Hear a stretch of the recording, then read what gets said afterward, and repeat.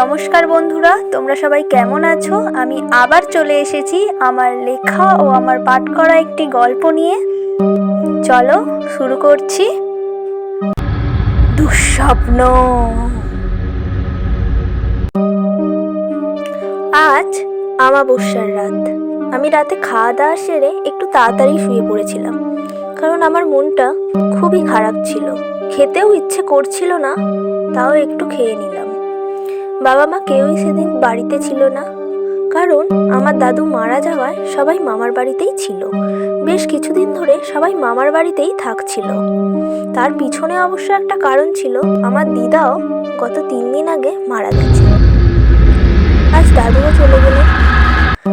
দিদার থেকে দাদু আমাকে বেশি ভালোবাসতো, তাই দাদু মারা যাওয়ায় আমি বেশ কষ্টই পেয়েছিলাম। শুয়ে শুয়ে দাদুর সঙ্গে কাটানো মুহূর্তগুলোই আমি ভাবছিলাম। দাদু আমাদের বাড়ি সাইকেলে করে আসতো। আমি পরীক্ষায় ভালো নাম্বার পেলে দাদু খুশি হয়ে আমাকে গিফট দিত। মামার বাড়ি গেলে গল্প শোনাতো। এই সব কথাই ভাবছিলাম। তখনই হঠাৎ ছাদে একটা শব্দ পেলাম। ভাবতে ভাবতে শব্দটা শুনেই আমি চমকে উঠলাম। তারপর বিছানা থেকে উঠে পড়লাম শব্দটা কেন হলো দেখার জন্য। ভয়ে ভয়ে আমি এক পা করে ছাদের দিকে এগিয়ে গেলাম। সিঁড়ি দিয়ে উঠে ছাদের দরজার সামনে এসে দাঁড়ালাম। দরজাটা খুলবো কি না খুলবো ভাবতে ভাবতে খুলেই ফেললাম। তারপর চারিদিকে টর্চ জেলে দেখলাম কিছুই নেই। দরজাটা বন্ধ করে আমি আবার নিচে চলে আসলাম। আবারও শুয়ে পড়লাম। তখনই হঠাৎ বাইরের দালানে একটা পায়ের শব্দ শুনতে পেলাম। এবার আমি প্রচণ্ড ভয় পেয়ে গেলাম, কিন্তু তাও দরজাটা খুলে ঢালারের আলোটা জ্বেলে দিলাম। কাউকেই দেখতে পেলাম না।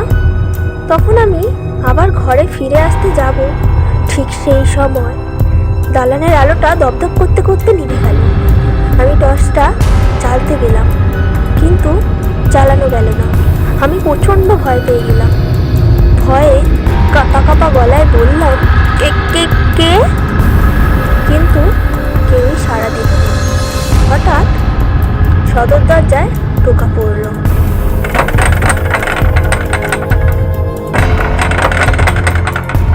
আমি পিছন ফিরে অন্ধকারেই সদর দরজার দিকে তাকালাম। আস্তে আস্তে আমি সাহস করে এগিয়ে গেলাম দরজার দিকে। গিয়ে দরজাটা খুলবো কি না খুলবো ভাবতে ভাবতে হাতটা এগিয়ে দিলাম। খুলেই ফেললাম দরজাটা খুলে যা দেখলাম তাতে আমার হাত পা অবশ হয়ে এলো। আমি কিছুক্ষণের জন্য কোনো কথা বলতে পারলাম না। তারপর ভয়ে কাঁপা কাঁপা গলায় বললাম, কে কে কে? ওপাশ থেকে একটা ছায়া বলল, আমাকে এত তাড়াতাড়ি ভুলে গেলি দিদি ভাই?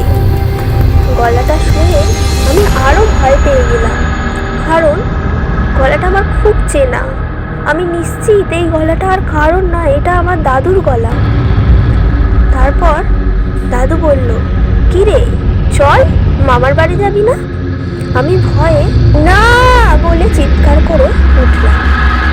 আমার ঘুমটা হঠাৎ ভেঙে গেল। চোখ খুলে দেখতে পেলাম আমি বিছানাতেই শুয়ে আছি। সকাল হয়ে গেছে। বুঝতে পারলাম এটা স্বপ্ন ছিল। কাল রাতে কখন আমি ঘুমিয়ে পড়েছিলাম বুঝতেই পারিনি। তারপর উঠে আমি রেডি হয়ে চলে গেলাম মামার বাড়ি। গিয়েই আমি কারোর সাথে কথা না বলেই দাদুর ঘরে ঢুকে পড়লাম। দেখলাম দাদু নেই, ঘরটা ফাঁকা পড়ে আছে। শুধু রয়েছে দাদুর ঘরের জিনিসপত্রগুলি, আর রয়েছে আমার খুব চেনা ও প্রিয় ভাঙা রেডিওটা আর হোমিওপ্যাথি ওষুধের বাক্সটা।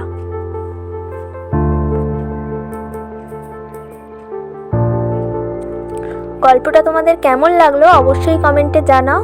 আর যারা গল্পটা ইউটিউব থেকে শুনছো তারা আমার চ্যানেলটাকে সাবস্ক্রাইব করে দাও, লাইক করে দাও, কমেন্ট করে দাও।